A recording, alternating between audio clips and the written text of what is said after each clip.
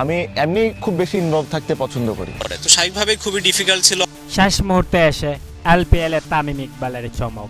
3 কোটিতে জাবনা কিংসের হয়ে খেলবেন তামিম ইকবাল। অবাক সাকিব, বিস্তারিত জানুন পুরো ভিডিও জুড়ে। দর্শক, গত বছরের সেপ্টেম্বরে সর্বশেষ জাতীয় দলের হয়ে খেলেছিলেন তামিম ইকবাল। এরপর লাল সবুজের জার্সিতে তাকে আর দেখা যায়নি। বর্তমানে তামিমের জাতীয় দলের ফেরার বিষয়টি দেখছেন ক্রিকেট বোর্ডের সভাপতি নাজমুল হাসান পাপন। তার সঙ্গে আছেন বিসিবির প্রধান নির্বাচকের দায়িত্ব পাওয়া গাজী আশরাফ হোসেন লিপু। কিন্তু তারই মাঝে এলপিএল থেকে অফার পেয়েছেন তামিম ইকবাল।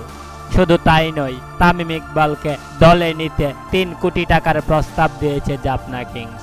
এছাড়া তামিম ইকবালও জানিয়েছেন বহুদিন বিশ্রামে থাকার কারণে এলপিএল দিয়ে নিজেকে প্রস্তুত করে, নিজেকে যাচাই করে জাতীয় দলে ফিরবেন তিনি। তো দর্শক, হঠাৎ তামিমের এমন সিদ্ধান্ত এবং এলপিএল এ খেলা নিয়ে আপনাদের মতামত কি জানিয়ে দিন নিচে কমেন্ট করে। ধন্যবাদ সবাইকে।